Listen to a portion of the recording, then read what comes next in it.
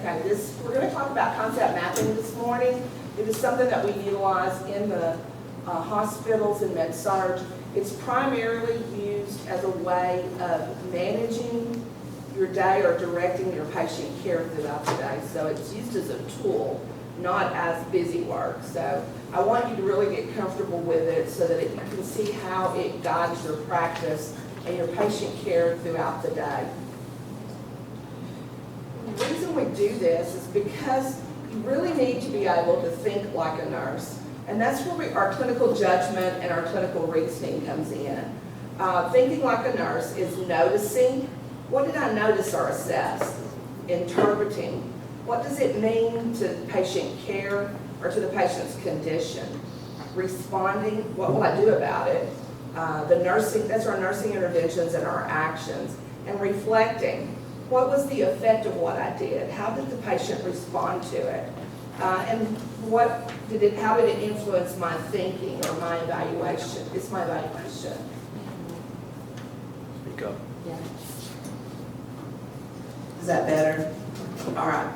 So we want to make for sure that we are going back and evaluating it. And when we evaluate it or reflect back over the patient's response to our actions, that is where we put those things in our nurse's notes. Those do not go on the concept map, but it will direct what is going in our nurse's notes in relation to the care that we're providing.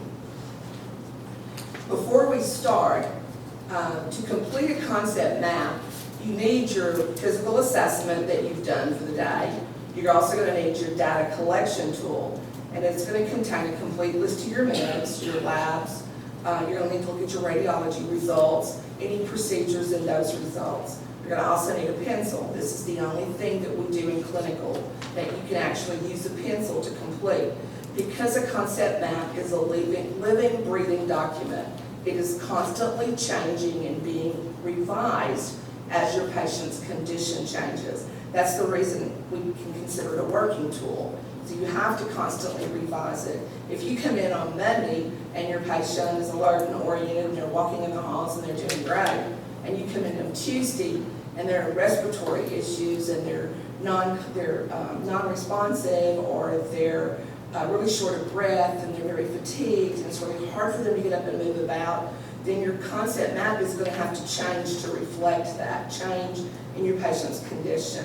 And that's something that I think is really hard to do because you've written it once, now I've got to go back and change it. But you're supposed to be changing it to reflect what's going on with your patients so your patient's care changes. Because you're not going to provide them the same care on Tuesday with those new problems that you did on Monday. So your care has to change. Your concept map helps you put together what that care is going to look like.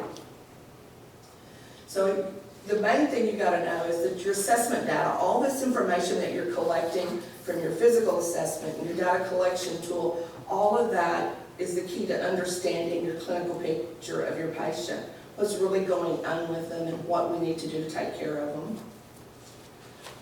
Okay, you have a data collection tool, and before we begin, I'm going to stop you and tell you to go to resources and print off the clinical guidelines for med-surg and have those in hand because it has everything you need for the rest of the lecture. Yes? I was just going to ask, we can use a pencil on this? So if we Yes. can use a pencil on this, is it because we're going to turn the first one in on the first day at the end of the day?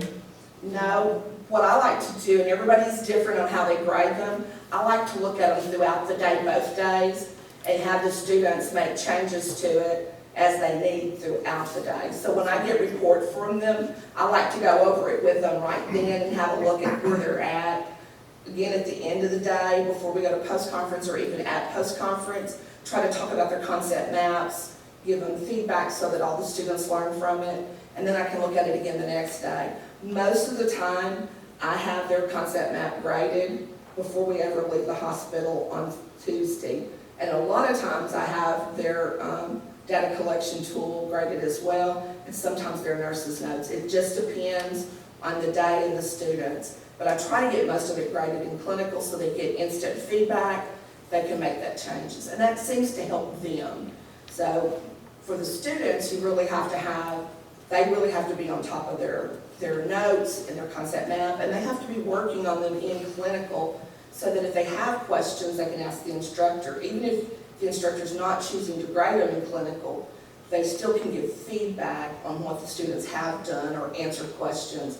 It's better for them to do that while they're in clinicals than wait till they get it back next week, and then they're not really understanding, and it's easier to enhance their understanding right then. So if they're completing it early that morning and working on it every day, it technically starts Monday morning. As soon as they finish their physical assessment, they should already be adding to their concept map. And then as they move throughout the day, as students, you should already be ready to talk about your problems with your report, and it should be all the interventions you're putting on your concept map. Those should be reflected in your nurse's notes, that you've done these things you've said you're going to do, and that you've evaluated the client's response to those things. So you're not just having this document over here and it never guides your care. So it should guide the care both directions.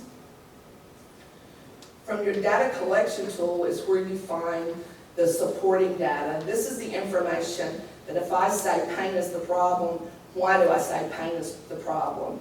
The supporting data is all those things that I have that tell me pain is the problem. Like they report an LOP of 6. They're complaining of throbbing pain in their back. It hurts to walk. They've been taking hydrocodone every 4 hours or every 6 hours times 24 hours. They haven't missed a dose. Or for the last 48 hours, they've taken it every 6.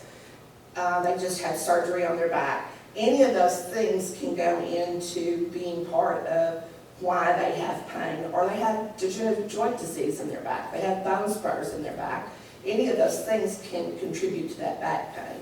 And so all of that supports the pain. If they have an x-ray of their back that shows they have bone spurs, or they have osteoarthritis, severe osteoarthritis in that joint, again, that's all things that can support that pain is their problem. So that's what we're looking at. If you're going to say this is the patient's problem, how do you know that that was the problem? And those should be reflected also in the concept map. We also have the application of disease, description of disease tool that we have students complete. Those are completed on Monday night and turned in on Tuesday morning. And these provide a link with what you've learned about it and what you're actually seeing in your patient in clinical, or between theory and clinical practice. And it helps you understand the disease process of what's going on with your client. If you really look at it well, it can also guide some of your interventions, and it may point to some problems that are going to be more specific to that disorder that they have. I have a question about the last Yes. one. So in the application disease process, are the students supposed to do the admitting diagnosis for their application as to why the patient got admitted, or is this more so secondary? I tend to use the admitting diagnosis primarily. Okay. However, if they've got congestive heart failure and they've done congestive heart failure for the last 3 times, the last 3 weeks, then I'm going to pick a different disorder the next week. Because the patient will have something else going on with them. It's important for them to understand, whether it's hypertension or GERD or some other problems that they may be having that they haven't looked up yet. So I won't have them continuously look up the same disease process every week. So in terms of, for example, a patient has decreased ADLs as their diagnosis, are you wanting them to do it on decreased ADLs, or should we find a secondary? There's going to have to be a secondary, because decreased ADLs is more of a symptom. Right. So we really want to know what is the disease process behind it.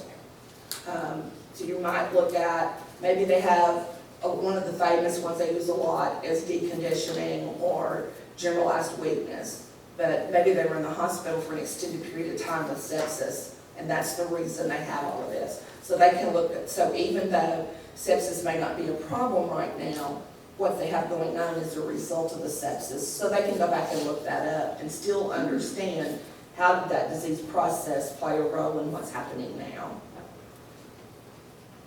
So after you've done your data collection tool, your physical assessment, your application of disease description, then you can start filling out your concept map. And in all actuality, you can actually start filling it out after your physical assessment's done, but these other tools will add more information to it and make it stronger, I guess you could say, as far as pointing to the problems. And it will help you identify those problems as you gather more information. It's going to help you identify those top 3 problems are the ones that are the most important to the patient. So this is a concept map. You have a copy of it in your packet with your guidelines. We're going to go through each box individually and talk about what kind of information goes in there and how do you determine or how do you collect that information. So with history, we're looking at the client's history. Sometimes you may put in more than you need. It depends on how so we say use what's the patient's current admission, but sometimes what their current admission diagnosis, so maybe like pneumonia, may be important, but there may have secondary conditions that could also be important or that could influence their care. So with this client, we put end-stage renal disease, GERD, hypertension, CHF, DJD. They were a nursing home resident. They've got mild cognitive impairment prior to coming in, and they have a history of falls. Now, while that's very large and broad, all of those can be important to the patient's care today, and that's what you're looking at for the history. Don't go back and pull up that they had knee surgery 15 years ago, or they had a hysterectomy. Those are not really important and will not have an impact on their care today, but these could have. So you want to focus on what's going to impact their care while they're here at the hospital for this admission stay, or for the days that you have them. The circle that we have, we put subjective, objective data, their labs, their medications, their x-ray results, all of that information goes into this circle. You can do it by dividing it up into sections so that you cover each section, or you can do it by dividing it up by problems. I feel like the students do better when they divide it up by the problems they're selecting, because then they can actually see where the information or the supporting data directs them directly to that problem. Whereas if they're putting subjective, objective, labs, medications, they don't really see the connection sometimes between the supporting data and the actual problem itself. So I really like, as students, for you to divide it up into sections by problems. So like 3, you can do like a peace sign theory, and you can have 3 different sections. You can do it with straight lines. However you want to divide it up is fine with me. But what we're looking at, this is where our supporting data for those problems come in at. Examples are the family reports that the patient's not eating for the last 2 weeks, or they've consumed 0% of their meals in the last 48 hours. They have a 10-pound weight loss in the last month. So all of those 3 point to a nutrition problem. And then we get a chest x-ray that's suggestive of pneumonia in the right lower lobe.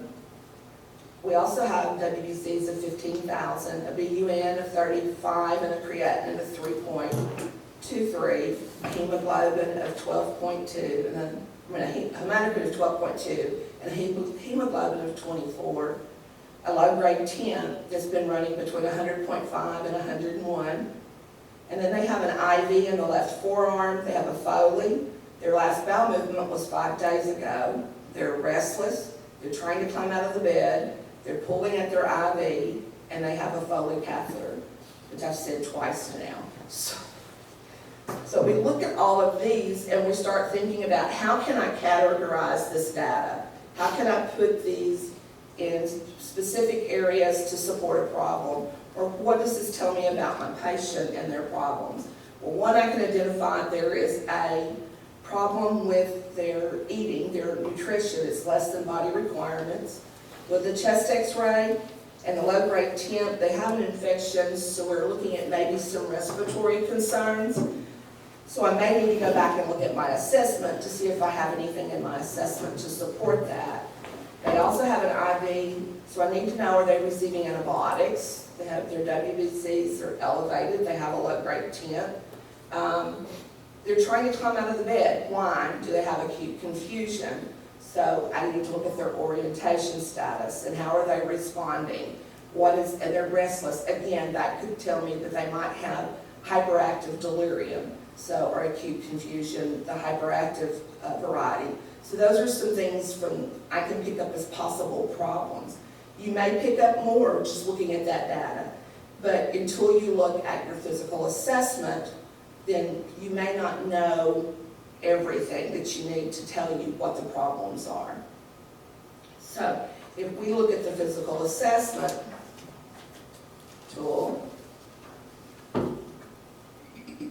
quick question for you. On the data that we're putting there, like for labs, if they put down WBC of 15,000, are you wanting them to do trends? Like, what was it the day before? They can look at like a range, but you don't want them to start listing a bunch of labs, Okay. just one right after the other, because that box is not that big. Right. And so they're gonna have to be picky, really picky, pick and choose those pieces that are the most important. So like ranges, like even with the level of pain's been between 5 and 6. Most frequently, they're receiving that hydrocodone, like I said, 4 times in the last 24 hours, which tells me they're taking it every 6. So you can kind of do things like that and group it, or like I did with the temperature. But typically when the labs, we look at those that are the most recent and try to look at that. So this is the assessment.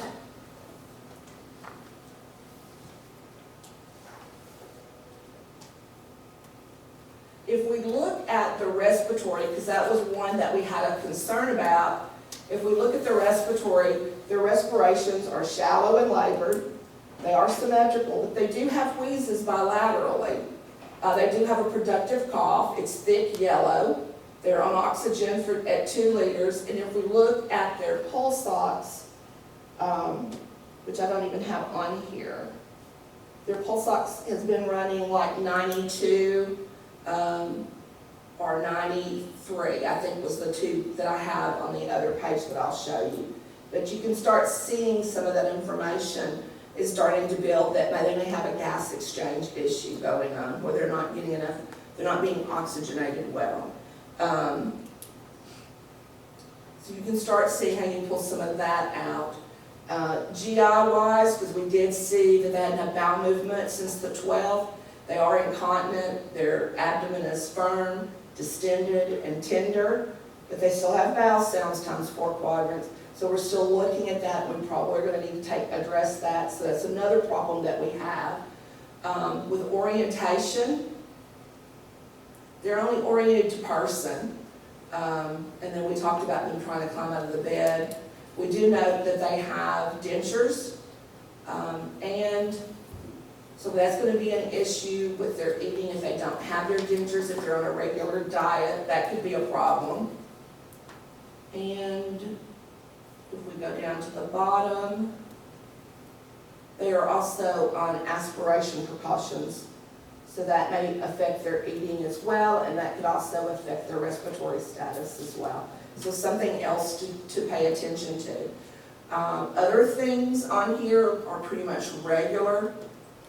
We just need to keep an eye on, we just need to recognize that we do have those problems. If you look at the Foley, it's cloudy, there's sediment, and it's amber. So those are some other cues that tell us maybe they're not getting enough fluids.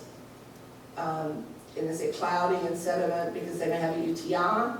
So those are other things to consider. Any questions?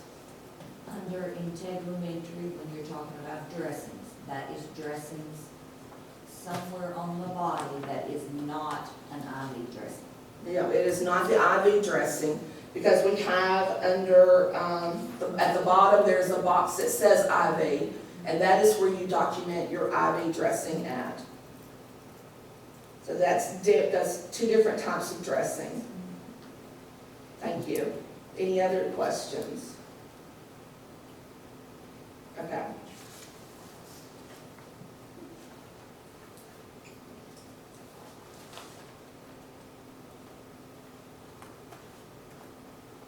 So nursing problems, we've kind of talked about those and kind of looked at what are some possible problems. We've looked at the nurse's notes. Let's look at the data, and go back to the podium and to the DocuCam. Let's look at the DCE. I completed one that we can look at.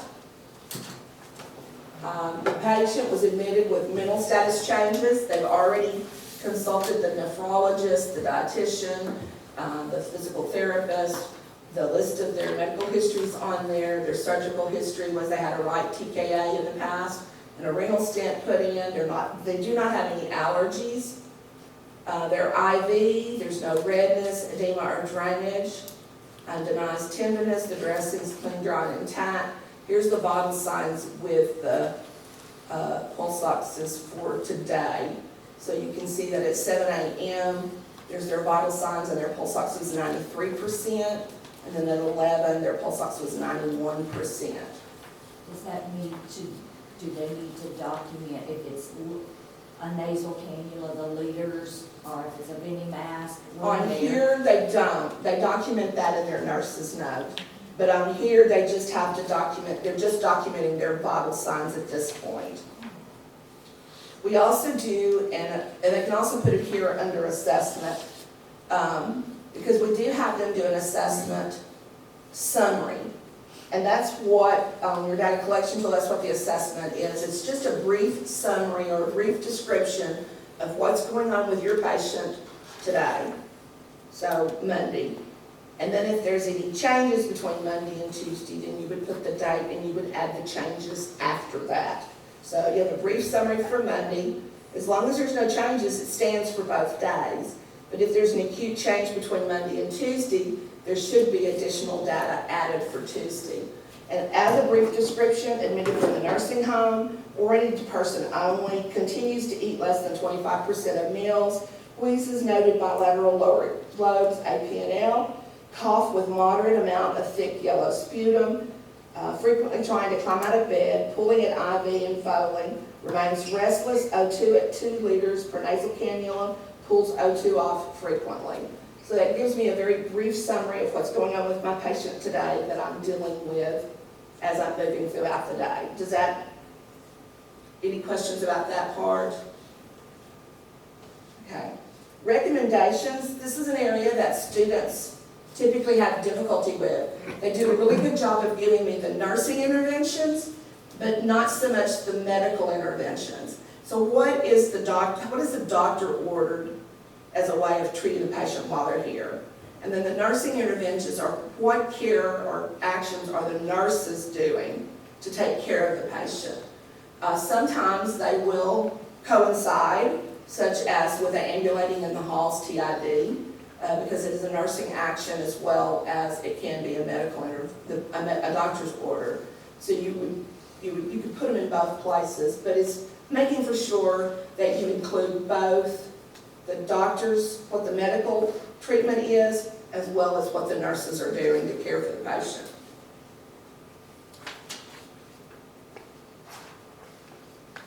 On the next page is where you have your labs. And based on the diagnosis, what labs would you expect to see ordered and why? You don't have to write a whole lot. We're going to monitor the electrolytes for potassium and sodium levels, BUN and creatinine to assess the renal status, WBCs due to the pneumonia, albumin and prealbumin to assess their nutritional status, looking for malnutrition, and a BNP to screen for congestive heart failure, since that's one of their diagnoses. So these are some things you might expect to see ordered.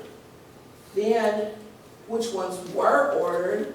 Well, CBC, lights with BUN and creatinine and a BNP. You don't have to tell me what the values were, you just have to tell me what was ordered. This is what I thought I would see based off of their diagnosis. This is what was actually ordered. So going back up here to why would I expect all of those? Well, they were admitted with a mental status change. until we can determine what caused the mental status change, they're gonna be pulling information from a lot of different places, and labs is always a real good place to start. What's going on lab-wise that might be contributing to this mental status change? So these are some labs that you might look at. On procedures, you're really looking at tests, things like MRIs, CT scans, chest x-rays, thoracentesis would be one procedure, or bronchoscopy would be in the procedure. You're not looking for surgeries though. So you want to make for sure that you're separating those out. Which ones would you see ordered and why? And then which ones were ordered? The one thing I didn't put under which ones would I expect to see ordered, not only a chest x-ray, I'd probably see an abdominal x-ray because of the lack of the bowel movement. Yes, ma'am? Would you expect to see a UA ordered, given the fact the patient has a Foley? Yeah, and that would go back to the labs. You would see a UA because of their age and the fact that they have a Foley and they have WBCs elevated and the acute mental status change. You would also do it for those reasons as well. The resources used is your MedSearch textbook. It can be a website, not Wikipedia. It is not Ms. Qualls. It is not Epic. It's not your instructor. I want a resource that is a book or a website that is an authoritative website, .gov, .org, those type of websites. So you want to make for sure that you're pulling information from that. The last page of the data collection tool is exactly the same as what you had in clinicals at your med sheet. Again, you're putting the order, and then you're putting why they're taking it.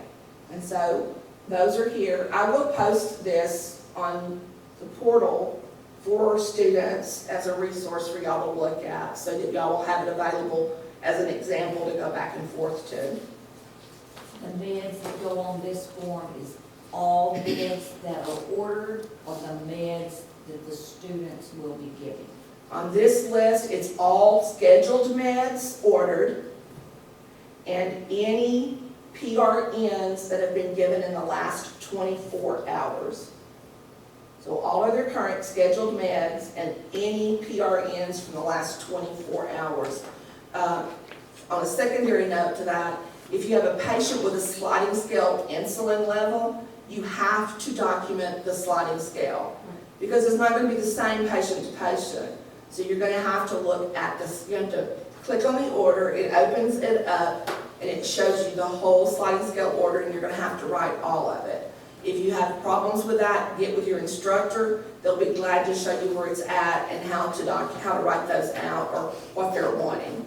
What about the saline flushes? Saline flushes, I'm not looking for. IV meds, yes. But you don't need to put the saline flushes on. Students are not giving IV meds, are they? No, they're not. Okay, they're just tracking. They're just tracking all of their meds. They will use their drug cards that they have to make, and that's what they're going to put the meds that they would give within the time frame that they're on the units.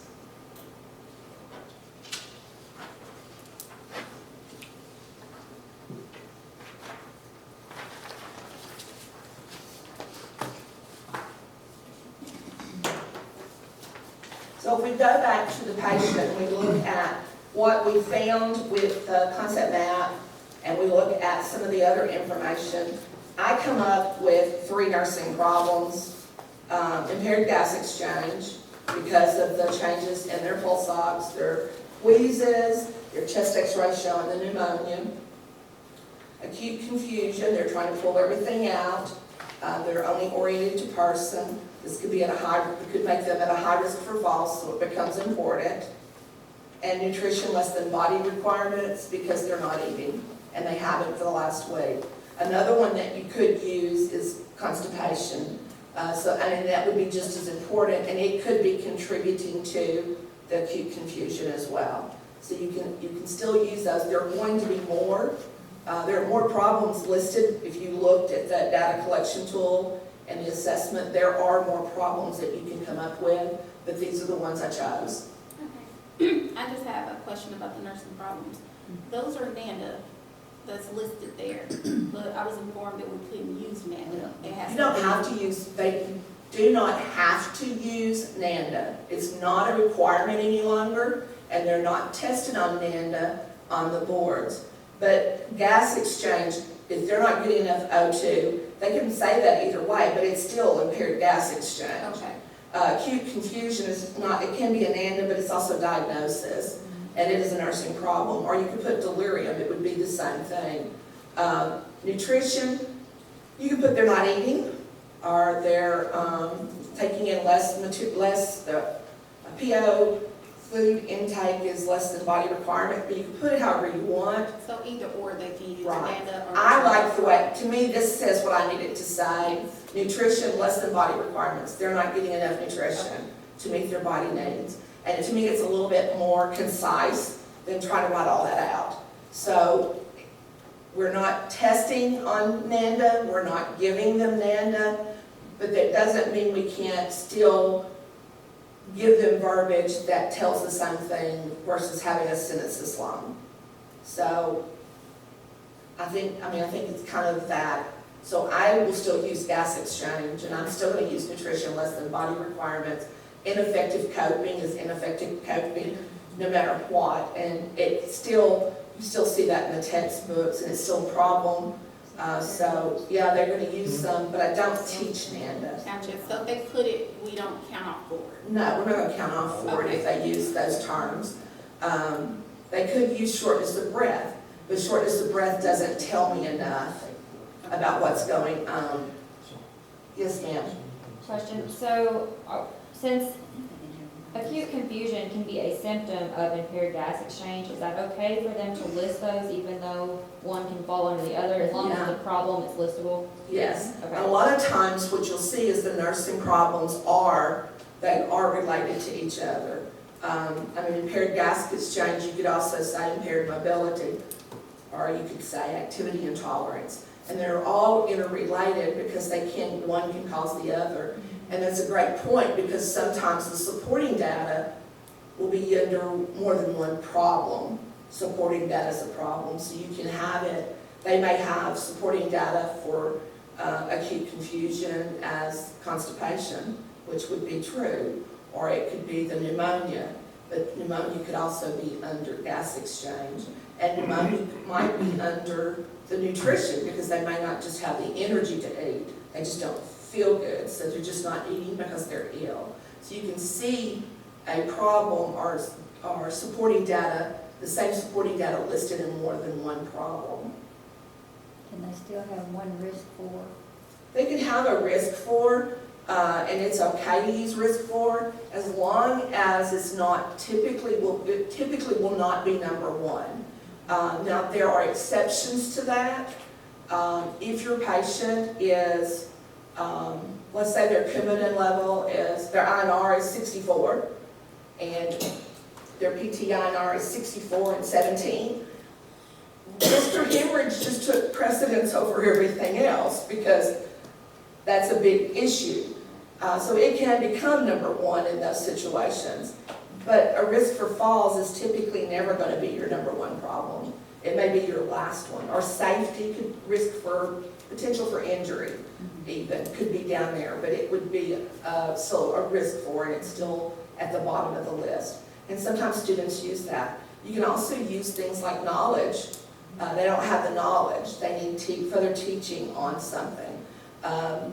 So that they don't know the information about their drugs and they're getting ready to go home, or they don't know how to assess their wound and know when to call the doctor. Those are things we can use, and you can use, I know it's NANDA, but you can still use knowledge deficit, or you could just put lack of knowledge related to, you could do any of those. So as long as when you're doing lack of knowledge, you tell me what their knowledge, what are you focusing on? It's like if they say self-care deficit, or they're unable, it's easier just to say unable to complete bath. independently. So as long as they're telling you what they're having the issues with, that's gonna be more important. Any other questions?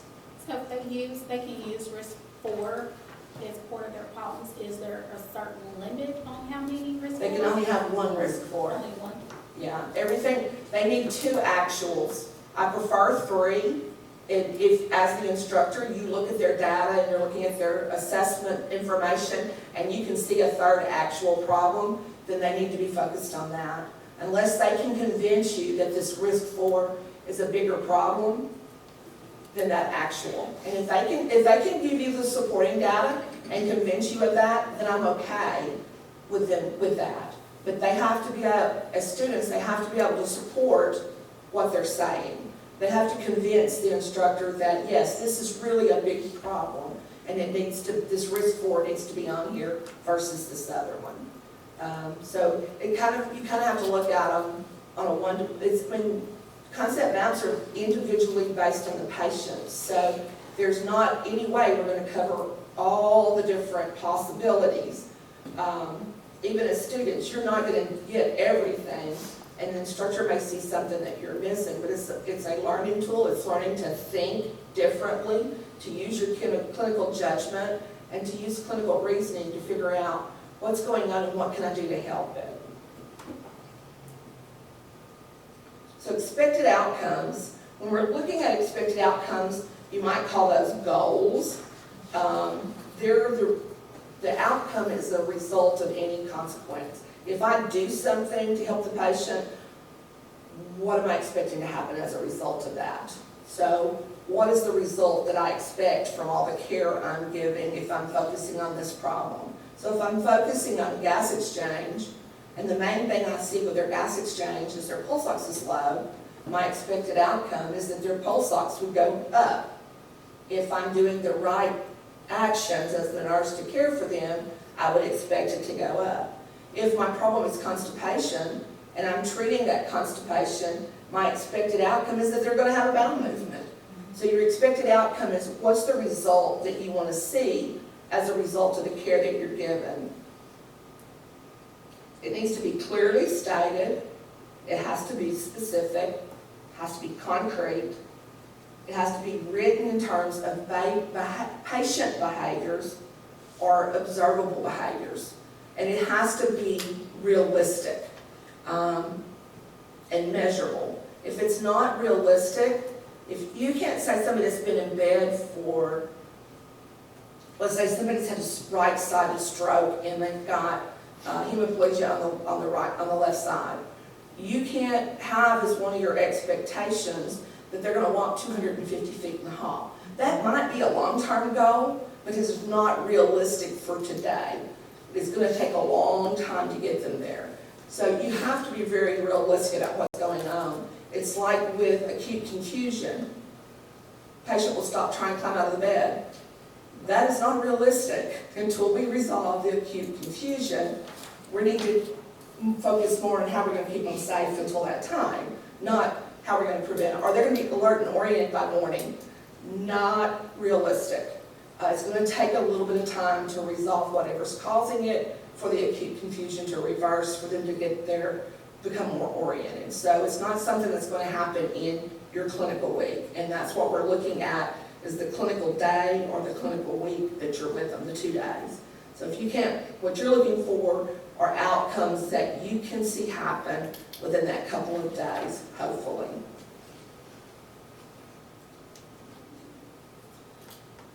So expected outcomes, client will maintain pulse ox at 92% or greater this hospital stay. Good or bad? Do they have a pre-existing condition? Now this is the patient we've got with the gas exchange problem. Okay. So we're feeding from 1 over. Does it need to say 92 on room air or nasal cannula? I don't think it makes a difference if we focus on that as long, because we know it needs to be 92% or greater. The thing is specific and it's realistic for the students, in my opinion. The only thing that I have a problem with is the length, hospital stay. Oh, Probably should say this clinical week. So for this instance, the only problem with this one is that it says hospital stay. We're not there for the whole hospital stay, we're there for this week. So we need to focus maybe on just our week. So trying to get it up this clinical week, this clinical shift, because I really want it up today, I don't want it up tomorrow. I want it up tomorrow too, but I really want it to improve today. Does that make sense? And tomorrow you can correct that to reflect what's going on tomorrow. So Right. This shift would be the best thing. Right, this shift would be the best thing.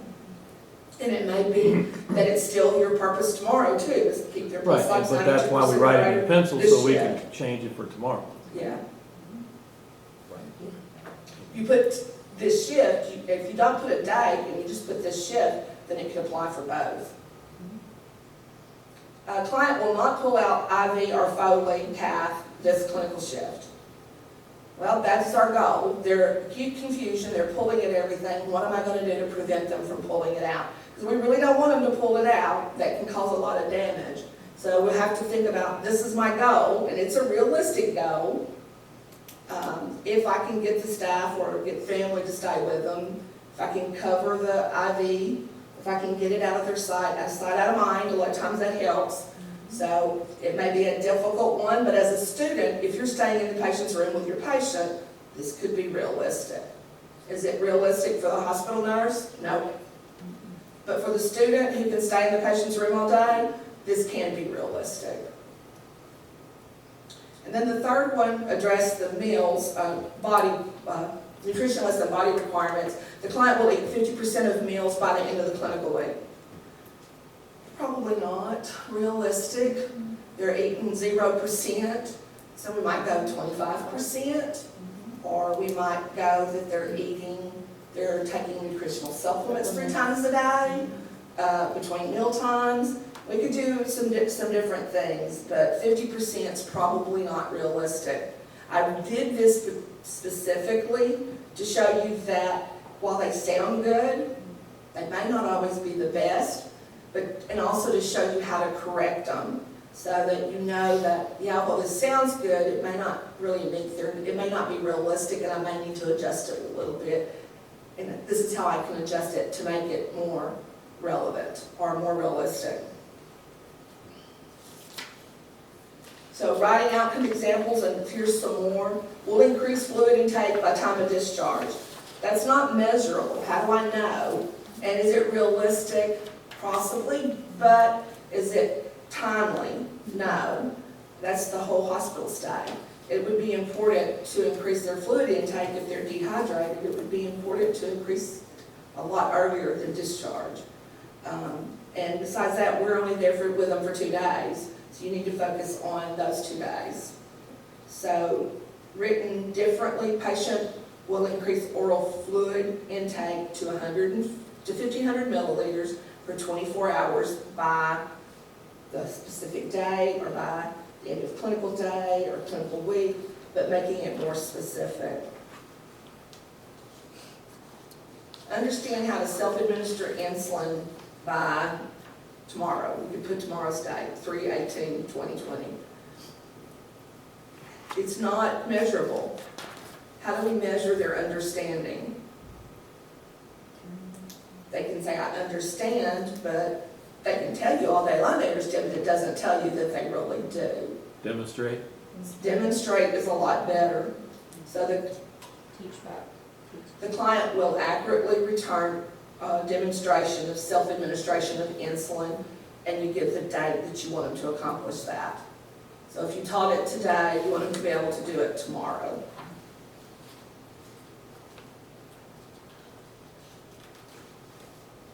So our interventions, when we're looking at our interventions, these are the actions the nurse is going to take to reach the goals that we set or the outcomes that we set. So with our impaired gas exchange, we said that we wanted them to have a pulse ox greater than 92% by the end of the shift, right?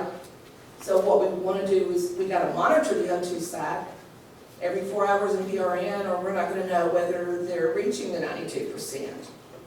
We want to administer the oxygen at 2 liters per nasal cannula, PRN, pulse ox less than 92%.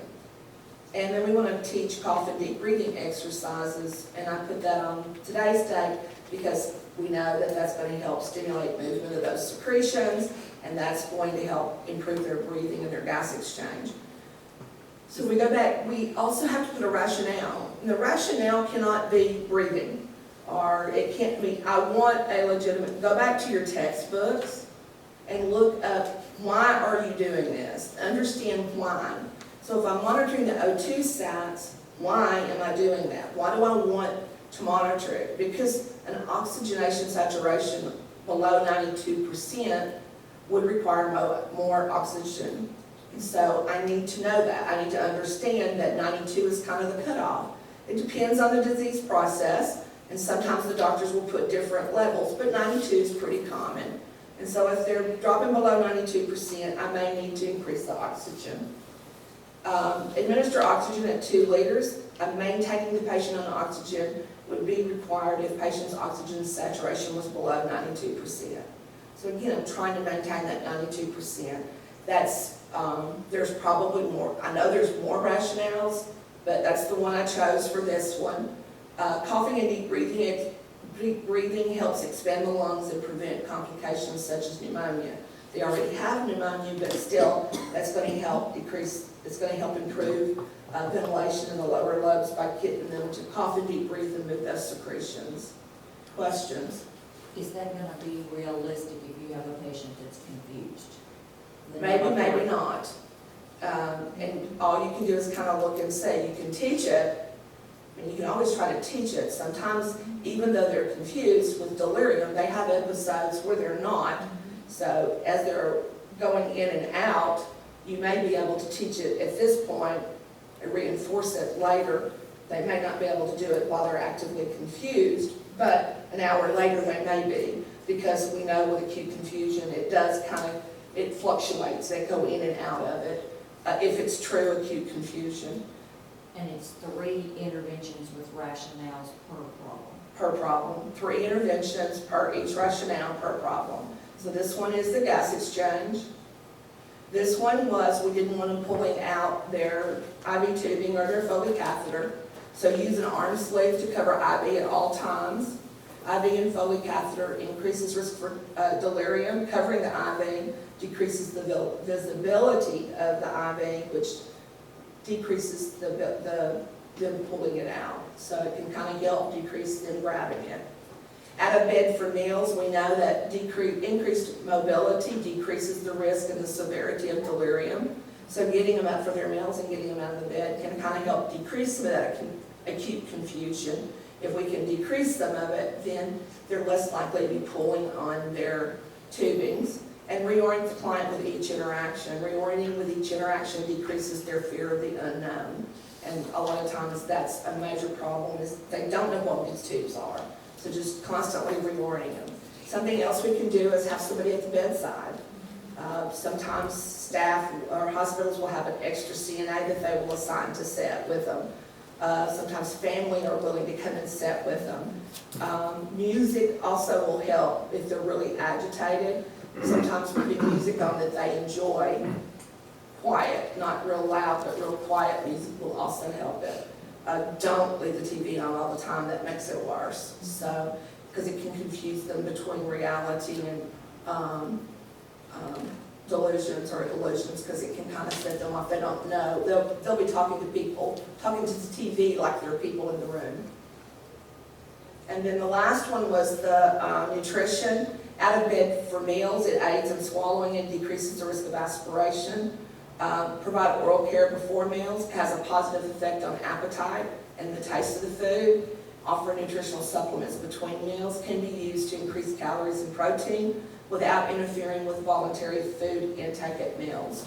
So giving a rationale as to why we're doing whatever we're doing. Most of them you can find in your textbook, and those are available. Any questions?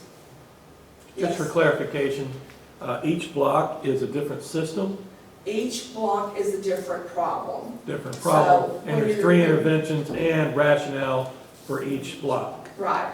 So when you're looking at the concept map,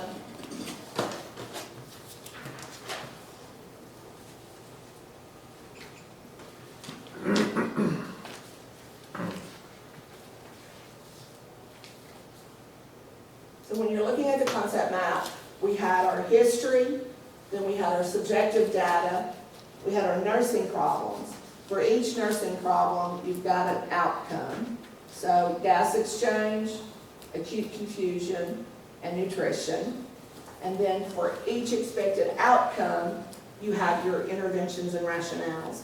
And that's the reason they're the outcomes are spread out so that they go right together. Now these I've placed in order of, you need to number them or list them in order of priority when you're putting your problems down. So in this case, I put gas exchange first, I put acute confusion second, and I put nutrition third. If your students have them in different orders, that's fine. They just need to be able to convince you why. Why is this one more important than that one? To determine priority, as students, you can use your Maslow's, you can use your ABCs. If it's going to kill you, if you don't have it, that goes first. So breathing, circulation, those are always going to be number one. Acute pain, confusion, those things can go below. But you can use Maslow's when you're looking at those as well to determine which one's higher. Are you gonna mention as to whether they go in the nurse's notes or that's later? I'm fixing it. Oh, That's good though. Could you Thanks. repeat that in the microphone, please? Did it not go through? I'm not sure if it did or didn't, so if you could start with the nursing problem and prioritizing, I appreciate Okay, it. so prioritizing nursing problems goes by using the ABCs. So if it's something that affects respiratory or cardiac, then it's going to be priority number one. The rest of them you can use Maslow's. Will also help you prioritize which problem takes precedence over the other. You can choose them in any order, but you have to be able to defend your reasons for putting one above the other in priority. You have to convince your instructor that you did appropriate, that you appropriately prioritize those one higher than the other. And you would like to see them put an actual number in front of impaired gas exchange under nursing problem? They don't have to have a number. If they're listing them in order of priority, they don't have to have a number. Then you want to keep them in priority as you go through Right. nursing problem, expected outcomes, and intervention Right, rationale. it should go right across. If, however, they mix them up, then they need to number which one's number one, which one's number two, which one's number three. And when they get to expected outcomes, it needs to be number one, number two, number three, not in the order that the problems are listed. Thank you, I appreciate that as clarification, because I know they're gonna mess it up. Somebody will do it the other way. All right, so what does all this mean? When we're looking at our concept map and we finished it, we want to go back and think about our nurse's notes. Your nurse's notes are two parts. You have, I guess I should go back to the podium. You have this part, which is a flow sheet. You no longer have to write out a physical assessment. Your physical assessment at 7 a.m. is on this flow sheet. If it is on this flow sheet and it's a 7 a.m. documentation and it's normal, it does not go in the nurse's note for 7 o'clock assessment. However, if you have an abnormal, it goes into, you have to explain it or give other information of it in your nurse's notes. So for example, if I go down here, let me go back to our original, the one we circled. So I'm looking at this one and I'm seeing that they have 2+ pitting edema and bilateral lower extremities. Well, that tells me it's in both legs. How far? Is it just their feet? Is it up above their ankles? Is it all the way up to their knees? And I need to have that information as well. So I don't need to just stop with 2+ pitting edema. It's just like with their wheezes. Is it inspiration and expiration? Is it just inspiration or is it just expiration? So you want to give more information on them. Is it every breath? they take. Sometimes they're not. If they cough, does it clear some? Sometimes if they have crackles and they cough, then it will clear some of it. It may not be as bad. Sputum, it just tells you it's thick and yellow. How much sputum? We said in the other sheet, moderate amount, but that's not on here. So that has to be reflected back in your nurse's notes. So your vital signs are on here for 7 o'clock, as well as your pain assessment. So you've got your pain level, you've got your location, and your description, but you need to go back in your nurse's notes. What did you do about it? They had a pain level of 3. Did you report it? Did you medicate them? Did you reposition them? What did you do about the pain? And then you go back and you would say, was it effective? If you gave them pain meds, did you go back 30 minutes later and assess to see if it was effective or not? Those are the things I want to see in nurse's notes. What you did, so I gave them the pain meds, I reported it to the RN, this is not my day to give meds, but I went back and reassessed and the pain was relieved, or the pain wasn't. So you've got to go back, you've got to put your abnormals in your nurse's notes from your physical assessment, and then throughout the day, the rest of the day, I would expect to see your interventions that you have on here. Did you get them out of the bed for their meals? So each time you get them up for meals, you document out of bed for meal, regular breakfast, 10% or 0% of regular breakfast. If they're eating and it's less than 25%, you need to be very specific about what they ate. Ate 2 bites of scrambled eggs, drank 2 sips of milk, and drink a cup of coffee. That's very specific about what they consumed. It's not 25% of their regular diet, but they still took something in. So you want to be very clear about what they took in.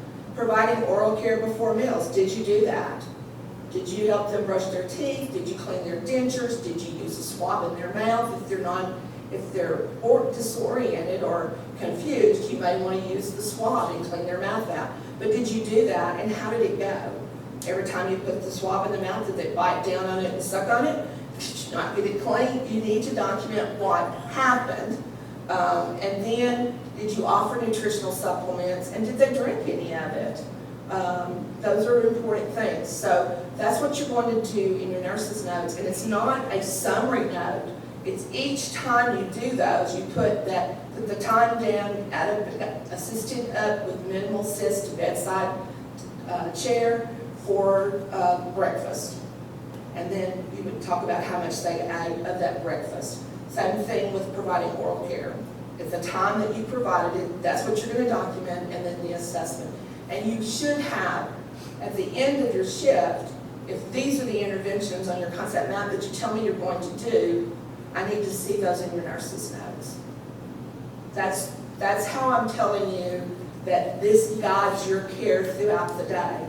You're not nursing assistants, and your care that you're providing needs to be purposeful, and there needs to be a rationale for doing it. Why am I doing this? That's the reason you're giving me these interventions and these rationales. You're telling me, this is an important thing for me to do, and this is why, as a nurse, this is important to my patient. And that's what shows you that you're now thinking like a nurse, and you're moving that next step in your education. Yes, ma'am? Clarify what's abnormal, so we'll all be on the same page. I don't want to see glasses. I don't think we need to put glasses in the nurse's notes. I mean, sometimes that's normal for us. Right. As we age, we have to wear glasses, and that's a normal process of aging. That's fine. I don't think we need those. But if they're blind, I think we need to put a little bit more information about how much assistance do they need with their being blind. Is it something they've had for a long period of time? Is it a new problem? It's going to make a difference to the type of care you're going to be providing. I think we have, if we couldn't cover it, if we couldn't cover all of it on the assessment sheet without adding extra words, because I've seen students write out in the columns. No, if you write it out in the columns, that should have been in your nurse's note, not on your assessment flow sheet. So if you can't cover all of the information that you need to document about something on the flow sheet, then you need to be putting it in your nurse's notes. So we're talking Foley IVs, you know, So in your initial assessment, wounds. you have a good assessment of your IV and your Foley on your morning assessment, your 7 a.m. assessment. But you shouldn't just look at them once during the day. Right. So later in the day, when you reassess it, then you would document that in your nurse's notes. But for the 7 a.m. assessment, you're not going to do that because they're already documented here. However, if you need to say something about the Foley or the IV that's not covered on here, then that would be something that maybe they pulled out their IV. There's no place on here to put that. But while you were in the room doing your assessment, everything was fine, you turned your back, you turned back around, and the IV's on the floor. Well, that's something that I need to put in here, because it's something that I couldn't put on my flow sheet. So it needs to go on my nurse's note. But I think for an initial assessment at 7 a.m., if it's on here and it's covered well, then you're fine. According to our guidelines, what goes in the nurse's notes are the abnormals that I need to add more information to.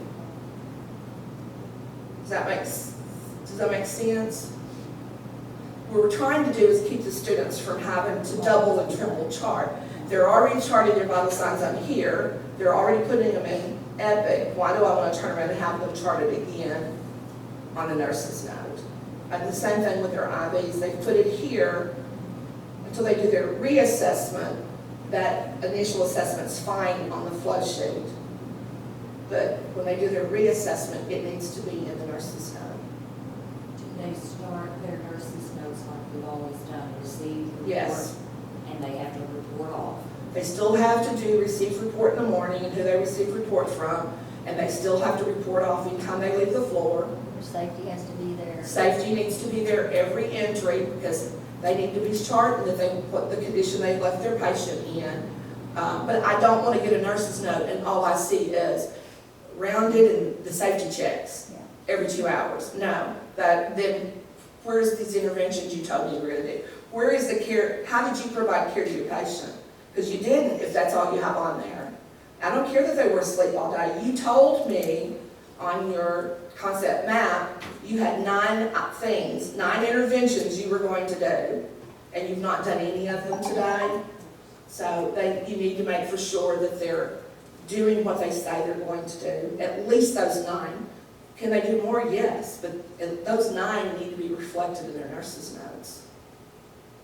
And gave routine AM meds does not go in there. Meds do not go in the nurse's notes. You Unless charted they them. refused it or you helped. The meds go on the MAR.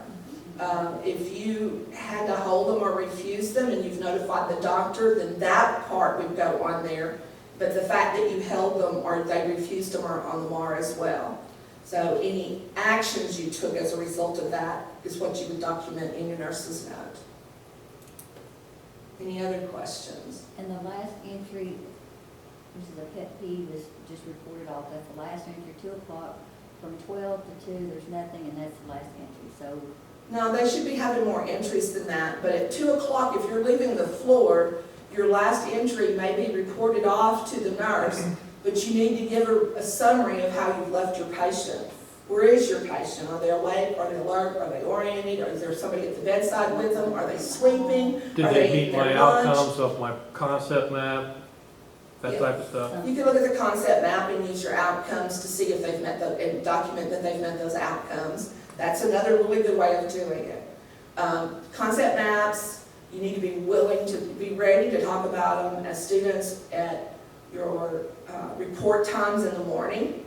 You need to have them, you need to have already initiated them and be ready to talk about them. Do I expect you to have it completed totally? No.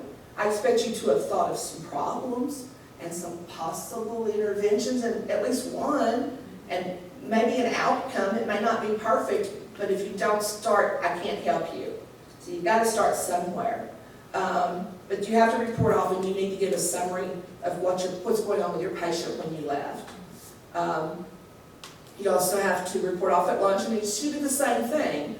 I'm going to lunch. Mr. Jones is in the cath lab. He's not returned yet. Or you could say that Mr. Jones is asleep and the wife's at the bedside. Like he had pain at 10, we gave him some Tylenol. His pain now is 0. I mean, the last reported pain was 0. You can give them information so that they know what's been going on. They should know anyway, but as their caregiver, which they're assigned to us, as well as the nurse, if we're leaving, we're turning all of that care back over to the nurse. They're required to get a report. They need to know what's going on because they have other patients and they may not know everything that you've been doing today or that's been going on with the patient. So you have to give them an update. And they are not to copy problems and/or interventions off of Epic, true? They can use Epic as guidelines, but I don't want to see a copy of it. Those are the RN have written those. I want a concept map, not a care plan from Epic. That's not the purpose. This is a tool to help you think. That's all this is. It's, as nurses, we do this in our heads. I can't grade what you have in your heads. I need to know that you can think like a nurse, you can take what you're gathering from your patient, you can process it, and you can come up with, what do I need to do to take care of this problem? These are my main problems today. I don't want just 3 problems. I want the most important 3 problems they have. And then I want to know, how are you addressing those 3 problems, those most important ones? If they're the most important ones, you should be addressing them. And you should be having data and assessment from it. So is it possible throughout my shift that I may have to change those 3 things? Yes. Things can change in your patient really quick. That's the reason I say it's a living, breathing document. And you use a pencil, because you may have to change. What was this morning, they may be getting ready to go home and not have that many problems and have throw a PE and all of a sudden they're in respiratory distress. Your plan of care or your concept map changed in a heartbeat.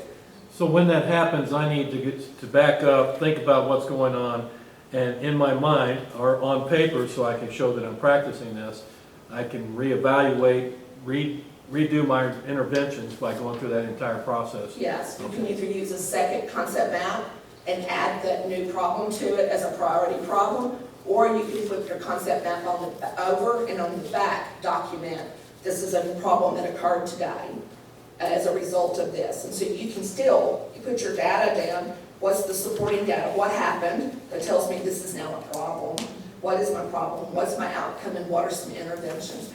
I don't care whether you have 3 or not, since you've already had problems that you've written up your 3, but I do want to know what your top, at least top intervention is and why. Did you choose that as your, and why is that so important? And when it's all said and done, you want me to chart in my nurse's notes what happened, Correct. not on the concept map. Correct. Okay. I want in the nurse's notes, what happened? Did you do those things? And if you did, what was the result of doing them? If I taught the patient, were they able to verbalize it back to me? Or were they able to demonstrate it? So you've got to go back and you've got to do an evaluation, and that evaluation of what you did is where your documentation and your nurse's notes go. I did it, and this is what happened. Any other questions? All right, so students, I need you to pull all of this together. You're going to be given I'm posting a case study online. You're going to do a concept map based off of that case study. I will have a place in the portal for you to be able to post it, and faculty will grade them so that we can look and see how y'all are doing and get feedback. If you have any questions, y'all know how to get a hold of me.